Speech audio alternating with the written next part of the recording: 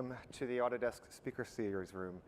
So just talking to my colleagues, and I think I have the worst time slot. It's the first morning slot after all the good parties. So thank you everybody for coming today. I really, truly appreciate it. Today we're going to be looking at Maya 2015 and some of the improvements that were made to Extension 1. 2015 Extension 1 will be available for download in just about a month if you're on desktop subscription or maintenance subscription. So we're going to be using some of the assets that we developed internally, this Hyperspace Madness content, and we're going to be looking at lots of things that are kind of new in 2015 as well as some of the improvements that were made for the extension. So we're going to be doing things like checking out Viewport 2.0, playing around with some particles that are now newly supported in Viewport 2.0, looking at geodesic voxel binding, lots of improvements made to the way we handle color in our new linear color workflow. It's really, really pretty awesome. So I hope you guys enjoy it, and we're going to dive right in. So the first thing that we're going to be talking about really quickly are some improvements that were made that are sort of the nuts and bolts, things that you do every day inside of Maya, things like the UV layout work. And this used to be a task that was always really quite tedious inside of Maya in most packages. And we've now got a new UV layout unwrapping tool that's really pretty amazing. So I'm going to walk you through that first. So we've got this scene, and we'll be talking about the rendering quality in it in just a second. This is all being done in Viewport 2.0, which is now the default render inside of Maya 2015. This is really cool because it brings the level of quality up, and it also improves the performance pretty significantly. So if you're on a relatively modern machine, anything within the last 3 years, you'll be able to implement Viewport 2.0. If you're on an old machine, like a legacy machine, it'll defer back to the legacy viewport. But I'd imagine that most anyone in this room is running hardware that's current enough that you'll be able to take advantage of Viewport 2.0. So let's go ahead and bring up this first head. And what we've got here is I've got a piece of geometry that doesn't have any UVs assigned to it yet. So let's just go ahead and bring up our UV texture window. And I'll walk you through the process of adding some UVs onto this object. So this is something that you would traditionally do using something like a projection as your starting point, which is exactly what we're going to do in this example. So we're going to go ahead and just jump over to our poly tools, create UVs, and we'll just do a planar map of this down the x-axis. That's totally fine. So with that done, we now have UVs on here, and this is great, except if I was trying to paint on this in something like Mudbox or any 3D painting package, because these UVs are all stacked on top of each other from that process of being projected down the x-axis, it really isn't going to work very well, right? There would be overlapping objects and things like that. So what we want to do is we want to unfold that or unwrap that. So the first step in that process is going to be to define a simple edge to split his head from and unwrap it. So this is pretty standard workflows inside of Maya. I'd imagine that most of you in here are Maya users, so you can just grab an edge. Let's turn off that soft select really quickly and spin around to the back side of my head here, and I'll just hold down my Shift key and double click to add another edge there. So we've done a selection loop between those edges, and we're just going to go ahead and break those guys and turn on our border edges so that you can see we've now got a nice spot that we can use to unwrap and unfold our head from. So this is really, every couple years there's a magic button inside of Maya. For 2015 we have a few of them. The unwrap algorithm now is ridiculously good. Excuse me. So let's go ahead and just do a quick unfold. So if we jump up to our polygon menus one more time and tell it to unfold this guy, what it's going to do is it's going to go through and it's going to unwrap it. And there's a couple areas I want to draw your attention to. And these are the things that it does that are actually really pretty awesome. Areas like in the eyes. This is an area traditionally where there was kind of an undercut happening in that eye, so you'd have a little bit of overlap on top of those guys. The unfold does a great job inside of that area. Also the corners of the mouths. These are areas that unfold tools traditionally are going to have a hard time, and you can see that with this new algorithm, it just looks right. It just works right out of the box, and that's pretty awesome.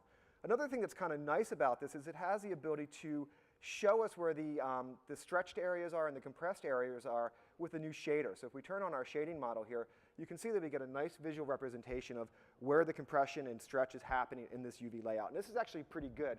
The gradients are relatively smooth. If there was very sharp gradients in this, that would be identifying a problem. There's a little bit of distortion happening there, but it's really not that bad. The other thing that's kind of nice about this is there's been a ton of work put into the overall way we interact with the UV window. Traditionally, inside of Maya, the standard move, scale, rotate tools didn't work with UV selections in the UV window. It was a little weird feeling. Now it's the same tools that you have in your 3D viewports inside of your UV texture window. So this is a really nice advantage that we have now. So if I was to do something like grab some UVs on this guy and hold down my B key, you can see that I can get a soft select, so I can start to feather in that selection, soften it out, and if I start to play around with this, you can see as I change the UV layout, I get a real-time update of that shading model, again, showing me where my areas of distortion are. So it's worth mentioning that Maya, in its viewport, has the ability to work with, obviously, UVs. We can work with UV tiles also, both in Mudbox format and UDIM format. So if we go ahead and turn this on, this is another nice little new thing that we've added is the gradient shading. So if we turn on our gradient shading, let's just turn that guy off, turn on our tiles here, you get a really good representation of where U1 is, where V1 is, and the gradients are all labeled. So it's very simple to know if you are working in a multiple tile pipeline using something like Mari or Mudbox, having the gradients inside of Maya to help you quickly identify which objects or which tiles on which faces is really quite nice. And these are all these little subtle things that go into making Maya feel just more polished, more robust, and more complete. In 2015, how many people here are running 2015? Just curious. About half of you. It's a ridiculously good release. It was a really big release for us, and the improvements that we've made in the extension just further add to the benefit of the application. So I'm pretty. 2015 was fun. It was a good product to make demos with this time.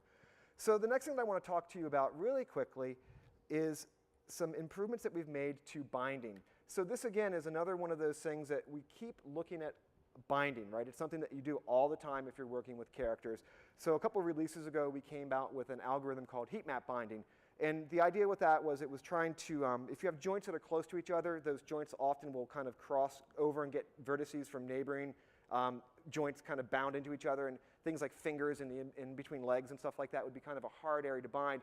And the heat map algorithm was designed to help with that, except it was very specific in the type of geometry that it expected, right? It needed closed geometry, it needed quads, it didn't like n-gons, if it meets those criteria, heat map is super, right? It works really, really well. If it doesn't meet that criteria, it kind of falls apart. So we wanted to come up with a way of sort of getting the benefits of heat map, but with the flexibility of a traditional, just simple, smooth skin bind. So that's what we came up with, the geodesic voxel binding. So what this does, I'll just run the movie really quick before we jump into the tool. The geodesic voxel binding voxelizes the space around your character. Basically, all these independent meshes get voxelized. Then it finds where the bones are, and it does a mapping based on the voxelization of the surrounding mesh to the bones. So that gives us the advantage of being able to work with geometry that's basically a mess, right? It doesn't have to be good, clean geometry. It can be n-gons, it can have holes, it can be a whole bunch of different pieces. Because we're voxelizing the space and making the binding maps into that voxelized space, it doesn't matter what's underneath it.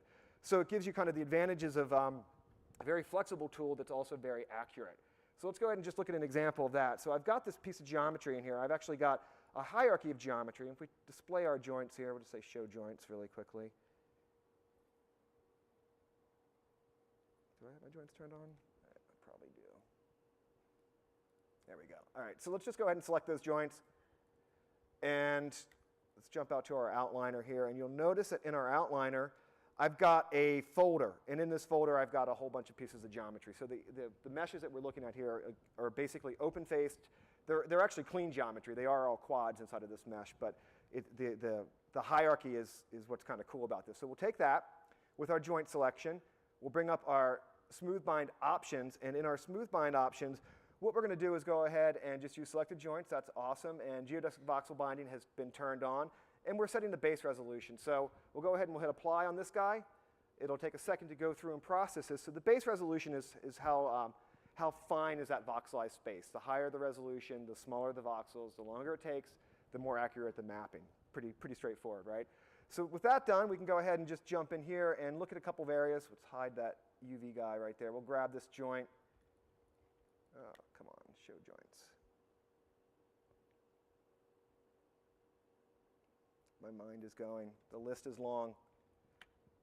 So if we start to rotate this, you can see that it does a really nice job of preserving the volume in that crease. And also notice that obviously because we did this on a hierarchy, these are all going to be individual pieces of geometry inside of here. So really pretty cool workflow. So let's go ahead and kind of scrub through this time slider. I've got some animation on this guy already. And you can see that default binding actually did do a really nice job in areas around in between the legs. All the fingers are all weighted pretty nicely. You're always going to go back and further refine this, right? This is about getting you a good starting point, 80% of the way, 90% of the way. You're still going to want to go back there and use the traditional paint map tools to make those relationships to those bones be exactly what you want. But this gives us a really fast starting point. And for some things, it may be good enough. I'm going to go ahead and jump over to a version of this character that's had a little bit of paint work done to it, so you can see it's slightly more refined so that we can move forward with our presentation. So let's go ahead and not show those joints anymore. We don't need to see those guys. So the next thing that we want to talk about really quickly is Viewport 2.0. So Viewport 2.0, as I mentioned previously, is now the default viewport inside of Maya 2015. What this is going to do is it's going to allow you to raise the visual quality of your scenes when you're interacting with the objects. It does things that are really pretty cool, like hardware shadows, soft depth map shadows very, very quickly, screen-based ambient occlusion, hardware-based anti-aliasing, all the things that you'd kind of expect maybe in a game engine, we now have the ability to do inside of the viewport. And we're going to be talking about a few of those in detail just in a second. So what we've got here is the ability to take our viewport and also accelerate it in the form of vertex caching, which is a very powerful feature. If we go ahead and bring up the options for this, I'm going to turn on the vertex animation and put it to hardware. So by putting it to hardware, what I'm basically doing is I'm evaluating all the meshes in the scene, all the deforming meshes in the scene, taking those vertex points and dumping them onto the GPU. So the first time we play through this, the performance will be pretty good. We'll probably be around, well, let's say, 15, 20 frames a second, 15, 12 frames a second. And you can see as soon as that's done playing through, it just jumped up to 30 frames per second, which is a pretty significant speed improvement. That's because we're no longer evaluating all those deformations. It's just dumping it off the GPU. And we're actually running on a HP workstation here. It's got a NVIDIA K5200, the new card that they just announced at the show. So it's a really nice computer. I'm actually also using a Fusion IO card. It's a pretty great computer. But even on a laptop, like an HP laptop, if you have a pretty decent video card in there, this stuff is going to fly. It's very, very fast. So the next thing that I want to talk about really quickly is just some of the things that Viewport 2.0 brings to the table as far as the visual quality of the scene. So obviously, as we're scrubbing through this, you can see that there's hardware shadows in the scene. I've got high dynamic range images loaded in here. We're going to talk about the color management aspect of it a little bit later. But we also have screen-based ambient occlusion turned on. So if I go in here and I turn something like that off, you can see that we lose a little bit of those cracks and grounding, things like that. We've got hardware-based anti-aliasing also turned on. So all of these little things go into making this rich visual feel to our scene. The other thing that Viewport 2.0 does that's kind of cool is it has the ability to really work with the shaders, right? So if you're used to building shaders up that a software render could handle and doing things with all the utility nodes, the math nodes, some of the sampler info nodes or the facing ratio nodes, we have the ability to evaluate all that and actually have them show up in Viewport 2.0. And I'm doing some of those sort of traditional software tricks on the Earth here. So if we zoom out at this Earth, you can see that it's got this kind of glowing ring thing happening. The way I'm doing that actually is just with a series of ramps. If we go ahead and make the world selectable here, you'll see that glow ring is actually, it's a pretty large sphere. All that really is, if I kind of pull that out there, is a piece of geometry that's got a shader associated with it. So if we graph this guy, I'm doing, I'm pumping some ramps into incandescence based on the U and the V of it. And then I'm taking something like this sampler info node, and I'm grabbing the facing ratio, and I'm piping that into all of these different little maps for ambient and transparency. So it's basically, if the normals are facing away from the camera, it's popping that glow. If they're facing toward the camera, it's turning it off. And this is something, again, that software renderers have always been able to do. Now that we can do that in hardware, it allows you to do some really great pre-visualization work. Or, for certain things, Viewport 2.0 might be good enough, right? And you can always take Viewport 2.0 and use our batch render. We call it hardware renderer version 2, I think, in our render window. Let me just pull this up here. Yeah, we call it Maya Hardware 2.0. That basically is the Viewport 2.0 renderer. So if you switch your render options and your render settings to Hardware Render 2.0, it's just going to use the GPU to crank that out. You can launch it in batch. And all of this now is in full float. So you can take your hardware renders out of Maya's Viewport or Viewport 2.0 as a full float EXR file. That's newly supported in the extension. So it actually is pretty sweet. So another thing, check this out. What I'm doing here is, if you look at my clouds, they've actually got some volume to them, which I think is pretty slick. I took a bunch of spheres, and I basically, let's just hide that really fast. I'll show you what I've done here. So I've got a bunch of utility nodes inside of here. What I did is I took the We've got a little facing ratio thing pumping some ambient into the edge of it to give it that slight glow. And then I'm using these HSV ramps to essentially clamp down the transparency. So I'm changing the transparency. All I did is took like 6 spheres and offset them a tiny little bit. And then on each one of those, I just offset the alpha channel a little bit and kind of erode it. And that gives those clouds that sort of slightly volumetric feel, which, I don't know, I think it's cool. You guys don't think it's as cool as me. I was pretty happy about that. It's like, that's pretty cool. All right, so let's just keep moving forward. And it's worth mentioning that these maps on the clouds here, these were painted in Maya. So these are UDEM maps that come in through the multi-tiles. I'm not going to show that. It's kind of pretty straightforward, but that's what's going on with those guys. So the next thing that we want to talk about with Viewport 2.0 is the support for the dynamics. The reason we were able to make Viewport 2.0 the default engine for our viewports now is because it supports pretty much everything now.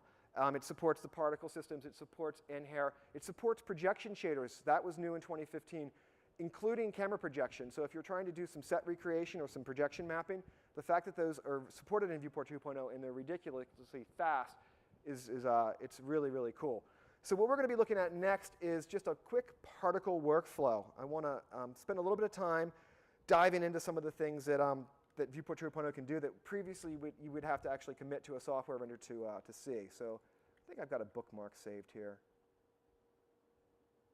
Get back to my T-pose here. So I've got this ship, and what we're going to do is we're going to put some particles in here. So if we go ahead and turn on first let's set some animation up on this guy, right? Let's just kind of do something like, push it back, maybe get it so it's not hitting that dude. So we'll just set a keyframe on that. Notice that the keyframes, we've changed in our channel box and our attribute editor the color coding. So when I have an active key, it's dark red. As soon as I, oops, let's undo that. Let's go back here and get back to frame 1000. So we'll just key that dude. Kind of pull forward in time here. Key that guy one more time. So notice that the color coding changes. So if I'm on an active key, it's bright. If I'm off of it, but that channel is animated, it goes to a light red. If you hover over top of these, tooltips comes up and it tells you what the value is and what the attribute's actually filtering into it or feeding it. If you jump back to the attribute editor, all that color coding information comes across in the attribute editor also. So these are a couple of little things. These are all extension 1, kind of that little polish that we talked about that were added into extension 1. And there's a ton of stuff like that throughout the extension. I think there's 37 improvements in extension 1, the big one being the color management. But lots of little stuff like this keyframing coding that's happening there. Oh, and it's also worth mentioning that if you take an attribute, like that guy, and you start to modify it, it'll give you a visual representation that there's currently an active key here, but you've done a tweak to it. Do you want to commit it into it by hitting the S key or the Shift W key or not? So it's constantly kind of giving you these little visual cues. And you can also see the scene here. We're working with about 1.5 million polys, so it's not, this is a pretty typical scene, right? It's not that small. And the other thing that's pretty interesting about this is OpenSubdiv came out in Maya 2015. And what it does is we've always had the ability to do subdivisions inside of Maya using traditional count, mill, Clark. With OpenSubdiv, it gives us the ability to take objects that were creased. And this object actually had a ton of creasing done to him. If we grab him and look at him really quickly, let's go ahead and, I think he's the Sven Voxelbein guy. Let's grab this guy. So if you look at this character, you'll see that he's got all these hard creases. So the hard creases previously inside of Maya with traditional count, mill, Clark, the frame rate would really slow down. And you saw that we were still hitting 30 frames per second, even though this guy's been subdivided. So it's really pretty awesome. And it's worth mentioning that in our character, the smoothing now in extension 1 also has the ability to use an adaptive algorithm if you wanted to. So the adaptive algorithm, unfortunately, currently isn't supported in Viewport 2.0. So if you switch to adaptive, you have to jump back into Viewport 1 to see it happen. But that adaptive algorithm was something that was there before. We just kind of hit it, and now we've decided to expose it. So check it out if you're trying to do something that's maybe changing in size a good bit or changing in depth a good bit. That adaptive algorithm sometimes has some advantages. So let's jump back into the particle stuff really quickly. Let's get our ship kind of moving through here. We'll turn our particle system on, and we'll hit playback on this guy. So what we're looking at are obviously some end particles in our scene. I've got these end particles set up to render out using just standard spheres. So all the different particle types are supported inside of Viewport 2.0. So what I'm going to do is I'm going to just jump over to, let's jump over to sprites. So with sprites, obviously, we have the ability to load images onto these cards, right? Right now, these sprites don't have anything mapped to them. It's just got a standard Lambert material on them. And you'll notice that when we jumped to sprites, the size isn't getting that radius set based on the age like the spheres were. So the first thing I want to do is address that, right? So inside of Maya, if you haven't used the particle system, the end particle system before, it's very similar to the traditional particles inside of Maya. You add attributes to things, right? So particles don't really have a radius. They have an X and a Y size. So what I want to do is I want to take and hijack this ramp, which used to be driving the radius. So if we jump in here to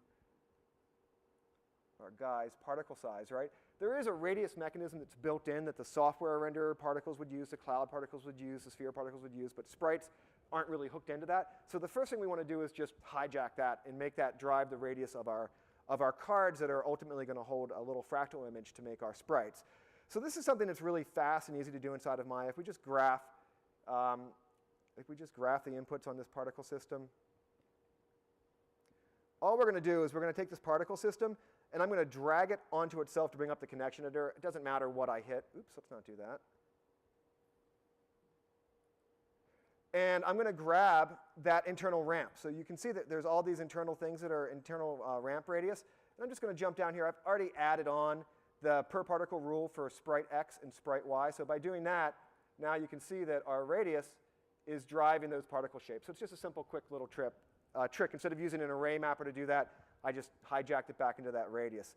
So the next thing that we're going to do is we're going to go ahead and take these guys and we're going to graph the material that's associated with them. And we're going to start building up a slight shading network. And this, again, is something that Viewport 2.0 can do that previously you'd have to be doing a software renderer to get this kind of feedback and see exactly what type of shading engine you're going to do. So what we're going to do is obviously just on this guy, double click on it, map to it a fractal. So we'll just grab a standard Maya fractal. It's mapped to the transparency, right? So there's our fractal breaking that up, but it's still sort of in the shape of a square, right? So what we want to do is we want to first, what we're going to do is make these guys change their opacity based on their age, like those, we want them to kind of fall off and taper off. So we're going to use the sampler, the particle sampler info node to do that. So let's just go ahead and graph the inputs to this guy. And if you hit your tab key inside of Maya in the node editor came out a couple releases ago. There's been some more improvements made for 2015. It allows me to start making something. So if we start to write particle, so if we go down here, there should be a sampler, a particle sampler info. So we'll grab that guy. And if we hit our 2 key or our 3 key, you can see that we can start to expand this out. So normalized age is what we're going to grab to that guy. And we're going to shove it into this fractal, into its color offset to start to make those guys become more transparent. You can see as I start to increase that color offset, they start to become transparent. We want that tied, that color offset, based on the age. So instead of just piping it in there straight through the age, I'm going to send it through a ramp. It's always a good idea to use ramps inside of Maya to sort of give you a nice mechanism for manipulating the range of the data. It takes a linear, a normalized range and lets you use the ramp widgets to modify that. So let's go ahead and create a ramp in here really quickly. We'll just type ramp, and we'll set this to a texture. So by default, if you look at a ramp, it's set to be a V ramp. So that's the attribute that we want to shove the age into. So if we jump into this guy and we hit 4, we get a big, long list of this, right? And that you could use the filter to filter out and say, only show me things with Vs.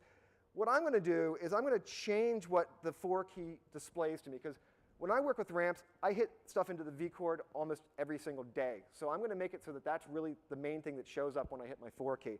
And this is really easy to do inside of Maya by, excuse me, just saying edit the customizable list for this guy. So if we do that, and we kind of scroll down here and go to V chord, UV chord, we'll just grab that V chord is what we're going to show. So now if we hit 1, 2, or 4, let's go ahead and just, did I get that in there? V chord. There you go. So now we can turn off the edit customizable list, right? And now, so V chord, every time I go to create a ramp now, that V chord is going to be exposed to me. I don't know why it's not just exposed by default, but there's a tip for you. Make it exposed because you're going to use it a lot, right? So we're going to take that V chord and we'll grab the age, shove that guy into, come on. Shove that guy into there, and then we're just going to take this ramp and put it into the color offset. So now you can see as I modify this ramp, right, I can adjust where those particles are going. Oops, let's put that back to black. I can adjust where those particles are going to, basically disappear with the transparency. So the next thing that we want to do with this really quickly is I don't want it to just be a simple square. I want to clamp that down. So we're going to use another ramp to do that. We'll just type ramp one more time. Or I could just take this guy and do Control D. That would be even faster than typing ramp. So with that guy, what we're going to do is we're going to take the output of this, and we're going to shove that into the color offset. So this ramp has that color balance also. So we're going to take that and just shove it into the color offset and then make this become our transparency. So now, if we go back to this ramp, I'm going to switch its type from just being a linear ramp or a V ramp to a circular ramp. So by doing that, I've now got this little circle shape that I can use, again, using this ramp to adjust it to sort of clamp that down into a nice, simple little circle. So the ability to have all this stuff evaluate in the viewport, show up, and let you prototype the way your sprite-based particles are going to look using sampler info and ramps is really powerful. And this is something that was newly supported in 2015 of Maya. You guys like that? No clap? Come on. I think it's cool. I don't know. All right, so the next thing that we're going to talk about really quickly is the color management that's new in 2015. So we've had color management inside of Maya. It was a joke, right? It didn't work right. It was SIGGRAPH 2009 when it came out. That was one of the worst years of my life. That was such a hard show. And we've been living with bad workflows in color management since then. And everyone's kind of developed their own sort of hacks to work around it. We now have an amazing color management story with Maya. It's based on the same technology, the shared technology component across several Autodesk products. So the color management that's in flame, luster, smoke, the most amazing color management tools in the world, that SendColor, that technology component's now directly inside of Maya. So what this does is it gives us a very flexible system to manage color completely through the pipeline of Maya and your facility. So it'll work with other standards. So if you don't want to use the SendColor, you can use OpenColor IO with it. It works completely with ACES. So if you've already got a color pipeline established using OpenColor IO, if you have a color scientist on house that's developed something for that, you can load those OpenColor IO lookups directly into Maya. So let me just walk you through that process really quickly here. So, and it handles dealing with legacy files really elegantly too. You'll find when you open your legacy scene files, the intelligence that it has built in to handle that is really pretty awesome. So in color management, what we have here is I've got it turned on. And the way it works is through a series of color transforms. So essentially what you're doing is you're going to figure out, well, what's my main texture map in my scene? Is it sRGB? Probably, right? So that's the first thing you define is what your what your main default color space is going to be. You take all those images and you transform them into your rendering color space. That's the first transform that happens. And you can choose from a list of transforms for your render space. These are all linear and color transforms. The difference is going to be the gamut that they support and the color primaries that they're based on, right? So for this traditional linear color workflow, which is the way it's configured out of the box, would be a kind of standard CG color workflow, we're just going to leave it at Rec 709 and sRGB. They use the same color primaries. It's the same gamut. Notice again that we can, if we wanted to work with ACES, we could work with ACES. And if we wanted to work with OpenColor IO, essentially what you do is you load the OpenColor IO config, and then all these color transforms change to have the lists that the color scientist has locked down in your pipeline. So OpenColor IO is really great, but it takes a scientist to make it happen. Or you need to get some OpenColor IO config files. Maybe if you're working with a larger vendor, or if you are a large vendor, you're subbing it out to smaller shops. You can share that OpenIO config file, and the choices are essentially limited. The thing that's nice about the SendColor is it's easy for a small shop to have this color management happen, and it's easy for an artist to change the way it works and reconfigure it. So that's really the advantage of the shared technology component that we have with the Flame. And we're going to look at that just in a second here, because what I want to do is we've transferred our default images into our render space, so we're rendering everything in linear. The next thing that we want to do, because we don't really want to work and look at linear images in our viewer or our renders, we want to at least put another color transform on those when we're viewing them and working with them to get them to something that represents the final output, right? So that's sort of the last lookup that we're going to do. So that would be then the view transform. So right now it's set to sRGB.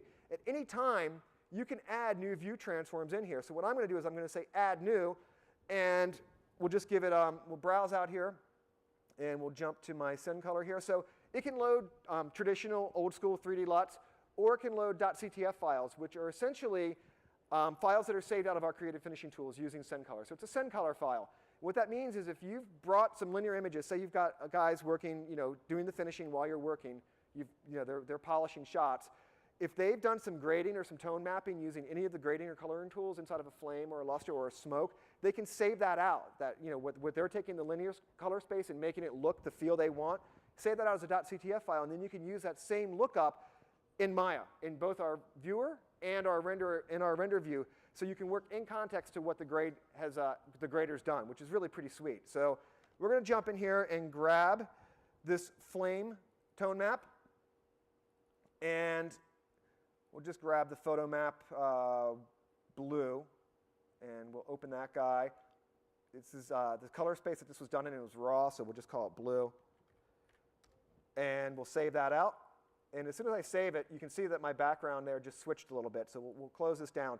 So what we've got here in our viewport is fully color managed. Right now we're viewing with the transform on. So if we start to increase the contrast in this guy a little bit here, you can see that this is full float. So everything in Maya is full float. If we clamp this down, this is a high dynamic range image in the background. Obviously, if we overblow that or overexpose that, areas of shadow show up correctly. If we wanted to switch this back to the default sRGB, we could. Here's the thing that's kind of cool. If we go into this blue or maybe even this sepia lookup, which is kind of weird for space to have a sepia lookup, but it was someone passed it on to me.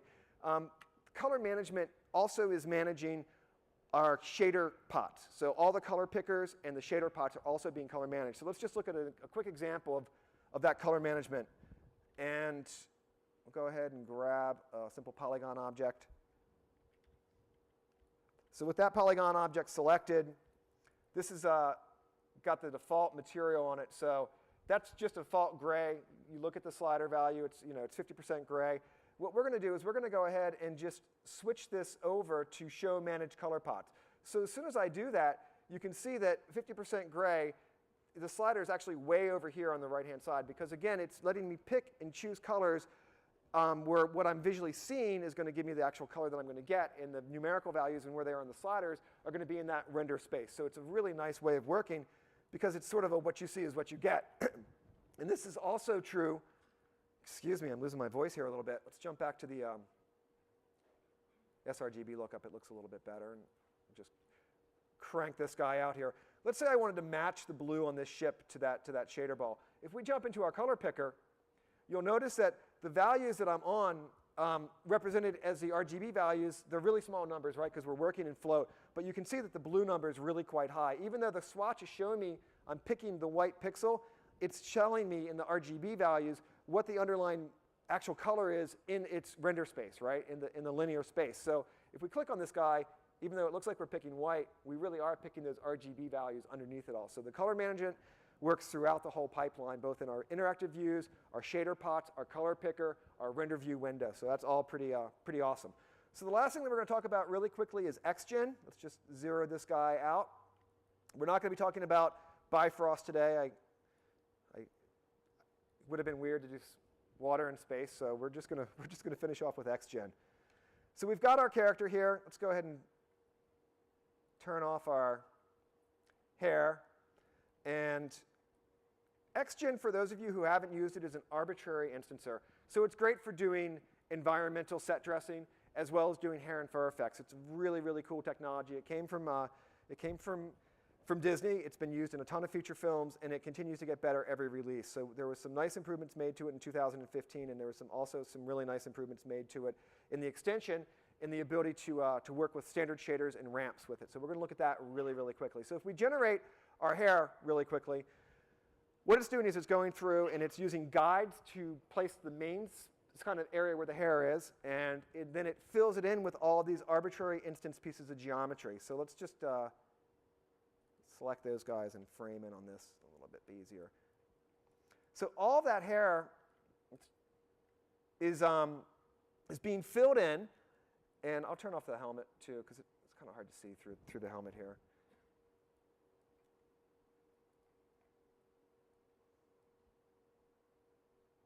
There we go. Oop, go away. So let's jump back to the XGen window and jump over to our top spike. So the way it works is you have a collection. The collection might be, my character's Finn. On him, I'm going to have different descriptions for his eyebrows, his hair, some stray hair, some nap fill. So that's what we're looking at right here. I'm just going to jump over to the top spikes, which is going to give me the ability to start interacting with these main pieces of hair here. So if we look at these guys, we've got these guides, and these guides are essentially what are controlling the overall position of those hairs. If I go and I select some control points on those guides, let's go grab those guys right there and hit into our W key. Oop, come on. Might be hosed on me here a little bit. Let's grab those guys. It's not working. We'll keep moving forward here. So the guides basically control the overall shape. Then layered on top of those guides are the ability to add modifiers. So what modifiers do is they allow you to break it up. There's a whole list of modifiers, and they're pretty awesome, right? They're very, very flexible. And the beautiful thing about the modifiers is they have the ability to work with expressions and maps, and you can combine expressions and maps together to really add a lot of flexibility to this. So what we'll do is we'll just put something on here that's pretty easy to see, something like noise. We'll go ahead and we'll say OK on that guy. And with that noise on there, we'll hit our preview one more time. I'm going to have it preview just my current description. You'll see that the noise is going to go through and basically fry those guys. There's a ramp that's adjusting it down the length of the hair. We'll put that down to something like 0.1. So that's really what you're doing with XGen in a groom, right? You're taking hair, you're using guides to get your overall shape, and then you're laying modifiers on top of that to give that subtle detail or that fine detail. So we now have the ability to have standard materials applied to the hair and use XGen PTEX lookup tables to actually make that stuff render. So let's go ahead and look at a quick example of that because I only have about 3 more minutes here. So we'll go and we'll create a new material. Let's just jump back here and create something that would be good for hair. So we'll do Maya surface. We'll grab that guy. And we'll select our hair really quickly. And I'll assign that material to our hair. So what we've got now is we've got a Maya material assigned to this guy. And what I want to do is I want to texture map this. So previously you couldn't really, prior to extension 1, you couldn't really texture map this in an easy way. There was ways of doing it, but it was involved a little bit of expressions. It was just not as elegant as it needed to be. So we now have the ability to do some pretty cool stuff. I'm going to walk you through that really quickly. What we're going to do in this example is we're going to map to this guy using some new XGen lookups. So if we just do mental ray, XGen lookup, I'm going to grab one called PTEX lookup. That's going to let me load a map, and I'm going to grab one called hair length mapping. So with hair length mapping, what I can do is I can use this to shove into a ramp. Again, using ramps. We talked about ramps before and how much I like using ramps. So let's create that ramp. So what we're going to do is we're going to take this ramp, and we're going to have this ramp essentially drive the color of the hair down the length of it. So if we hit our 4 key on our ramp, come on. Oops, I don't want to hit my 4 key in there. Let's hit 6 and 7.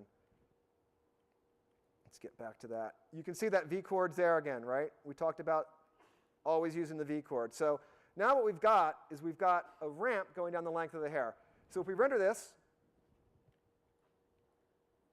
come on.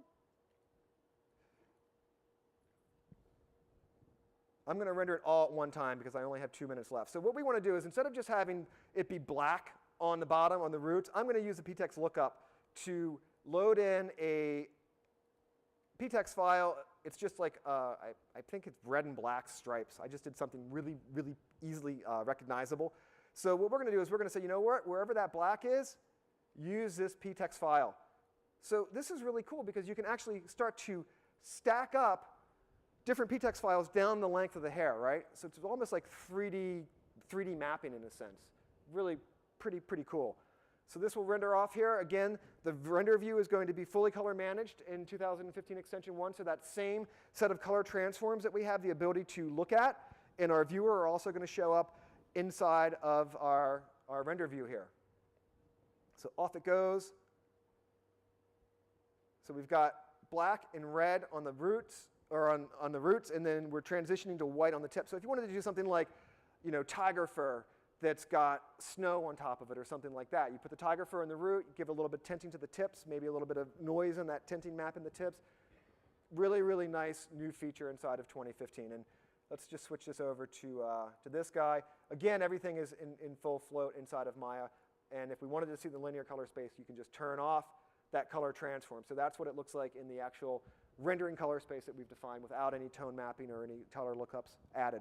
So thank you so much for taking the time to look at Maya 2015. I know it's the first session after all the big parties. I'm sure lots of people here are hurting like I was hurting yesterday. Oh my.